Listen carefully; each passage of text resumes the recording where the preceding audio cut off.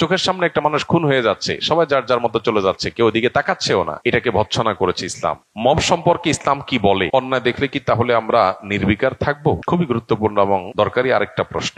Mob নিয়ে এখন অনেক কথা হচ্ছে, ইসলাম আসলে মবকে সমর্থন করে কিনা। যদি সমর্থন না করে তাহলে ইসলাম যে আমাদেরকে নাহি আনিল মুনকার করতে বলে, অসৎ কাজে বাধা দিতে বলে, তাহলে সেক্ষেত্রে সেটা কি মব হবে কিনা? এর উত্তর হলো যে মব বলতে যদি বোঝানো হয় আইন হাতে তুলে নেওয়া, কারোর শাস্তি কার্যকর করা, কারোর বিচার কার্য সম্পাদন করা, তো এইটা যদি প্রত্যেকে আনঅথরাইজড ব্যক্তি এবং জায়গা থেকে যদি এটা করতে শুরু করে, তাহলে একটা সমাজ বিশৃঙ্খল হয়ে যাবে।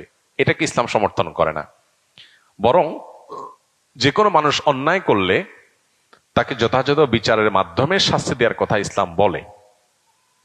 আমরা যদি নবী করিম সাল্লাল্লাহু সাল্লামের জীবনী দেখতে পাবো তার জীবনে বহুবার এমন ঘটনা ঘটেছে যে কেউ এমন একটা অন্যায় কাজ করেছে যে অন্যায়ের কারণে তিনি মৃত্যুদণ্ড পাওয়ার মতো। সেখানে উপস্থিত কোন একজন সাহাবী বলেছেন, হে আল্লাহ রাসূল, আপনি আমাকে পারমিশন দিলে এই লোকটা যে জঘন্য অন্যায় করেছে তার শাস্তি আমি কার্যকর করতে চাই।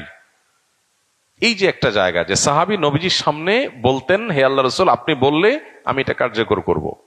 এখানে সাহাবী কিন্তু নিজে গিয়ে শাস্তি কার্যকর করেন নাই, নবীজিকে জিজ্ঞাসা করেছেন। কেন? কারণ তিনি বিচারিক প্রধান ছিলেন মদিনা রাষ্ট্রের, তার কাছে জিজ্ঞেস করেছেন। নবী সাল্লাল্লাহু আলাইহি সাল্লাম যদিও কখনো এই ধরনের ইস্যুতে অনুমোদন দেন নাই, কারণ চাওয়ার ভিত্তিতে এভাবে অনুমোদন দেওয়ার নজির নাই, কিন্তু এই যে একটা প্রটোকল মেনটেন করা সাহাবীদের, এখান থেকে বোঝা যায় যে কেউ কোনো অন্যায় করেছে মনে হলেই আমি তার বিচার কার্যকর করা শুরু করব, এটা ইসলাম সমর্থন করে না। কারণ এটা যদি হয় তাহলে সেক্ষেত্রে আপনার মতে আমি দোষী, আমার মতে আপনি দোষী, তাহলে আপনি আমাকে মারবেন, আমি আপনাকে মারবো, সমাজ কি হবে? বিশৃঙ্খল হবে এবং গৃহযুদ্ধ বেঁধে যাবে।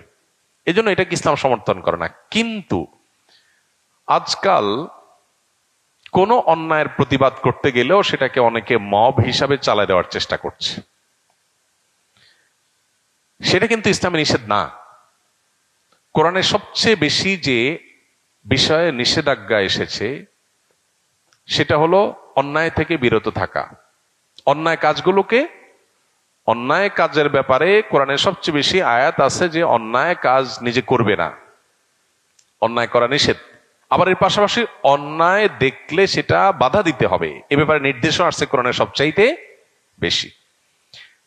এই জন্য অসৎ কাজে বাধা প্রদান করার নির্দেশ কোরআনের সবচেয়ে বেশি সংখ্যক বার এসেছে। নির্দেশগুলো তার মধ্যে থেকে একটা হওয়ার কারণে আমরা অন্যায় দেখলে আমাদেরকে বাধা দিতে হবে। অন্যায় দেখলে যদি আপনি বলেন না এটা আমার কাজ না,